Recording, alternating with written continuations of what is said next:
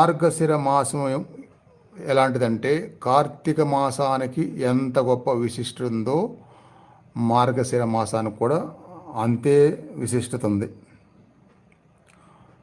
ఎందుకంటే ఇప్పటివరకు మనం చదివిన భగవద్గీత, ప్రతిరోజు చదువుతున్న ఈ భగవద్గీత కూడా మార్గశిర మాసంలోనే మొదలైంది. అదొక విశేషము.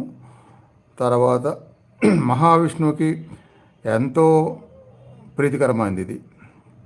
అందువలన ఈ మాసంలో ఎవరైనా సరే ప్రతిరోజు లక్ష్మీదేవి ధ్యానం కానీ, స్మరణ కానీ, పూజలు కానీ, ఉపవాసాలు కానీ ఏదో ఒకటి, అన్ని చేయవసరం, ఏదో ఒకటి ఎవరైతే చేస్తారో